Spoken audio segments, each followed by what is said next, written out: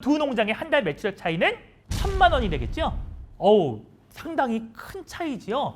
엄청난 차이입니다. 이것이 사료 요구율을 어떻게 관리하느냐에 따라서 농장에서 발생할 수 있는 차이라는 겁니다. 안녕하세요. 팜스코TV 정영철입니다. 지난 시간에 고공물가 시대가 되었을 때일수록 농장에 돼지고기를 만들기 위해서 쓰이는 사료가 가능한 한 적게 쓰이는 것이 유리하기 때문에 사료 요구율이 무엇보다 중요하다고 말씀드렸지요. 그래서 이번에는 이 사료 요구율이 실제로 어떤 가치를 가지고 있는지 함께 계산해 보도록 하겠습니다.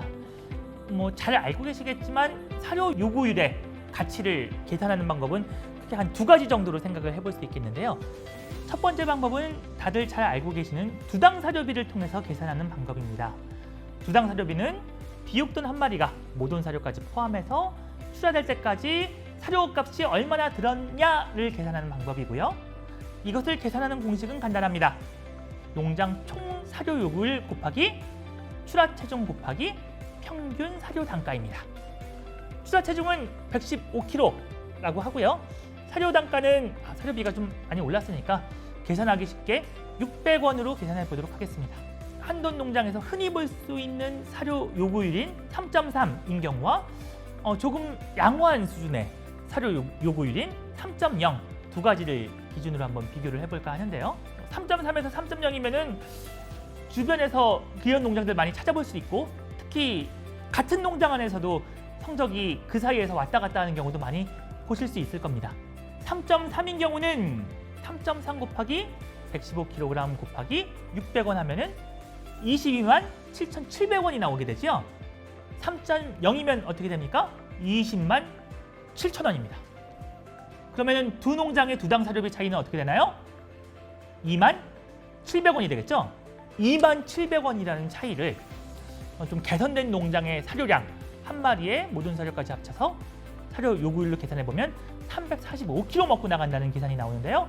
그러니까 사료 요구율 3.3인 농장과 3.0인 농장은 킬로그램 60원 차이가 나는 꼴이 된다는 것이죠. 사료 요구율 0.1의 가치로 따지면은 0.1이 킬로그램당 20원 차이의 가치를 나타내는 겁니다. 어우, 상당히 큰 차이지요. 엄청난 차이입니다. 이것이 사료 요구율을 어떻게 관리하느냐에 따라서 농장에서 발생할 수 있는 차이라는 겁니다. 그런데 이 방법은 농장의 모든 성적이 다 똑같고 번식 성적, PSY, MSY 이런 것은 다 똑같고 사료량만 줄어든다. 그래서 사료비가 줄어든다 라는 가정하에 계산하는 방법입니다.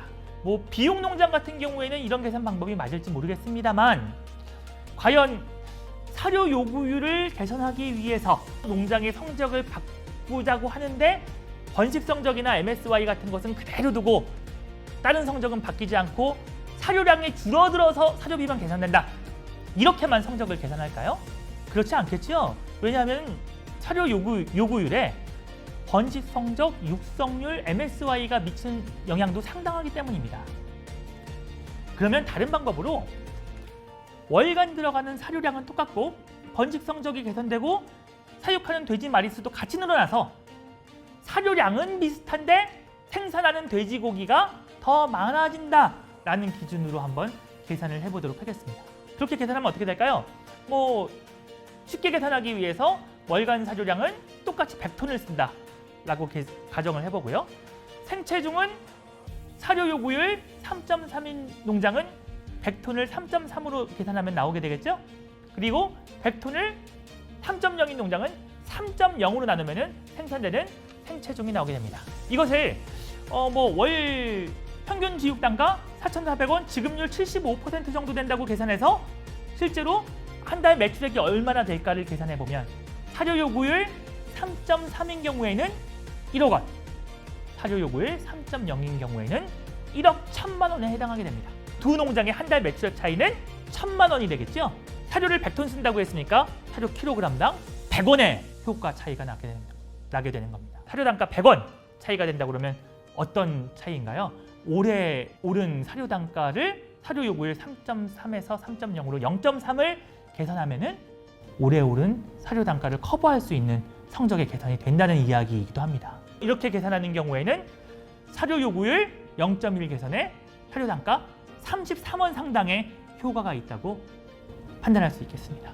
앞에서도 말씀드렸듯이 이런 사료 요구율의 개선에는 반드시 번식 성적과 MSY 개선이 동반되어야 되기 때문에 두 가지 방법 중에 어떤 것이 실제로 사료의 가치, 사료 요구율의 가치를 나타내고 있느냐, 사료 요구율 0.1이 사료 단가 20원의 역할을 하고 있느냐, 33원의 역할을 하고 있느냐, 둘 중에 무엇이 맞냐라고 한다면 저는 농장의 종합적인 성적 개선이 반영된다는 의미에서 33원의 역할을 하는 쪽이 더 실제 역할에 가깝다고 판단합니다. 하지만 이제 두 가지 중에 어떤 지표를 선택해서 분석할 것인가는 농가의 상황에 따라서 맞추어서 분석을 하시면 되겠습니다.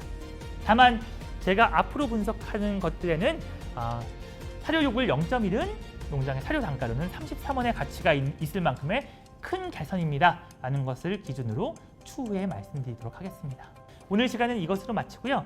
다음 시간부터는 그럼 이렇게 중요한 사료 요구율 어떤 지표들을 어떻게 개선해서 더 좋게 만들 수 있는지 그것들에 대해서 말씀드려 보도록 하겠습니다. 고맙습니다.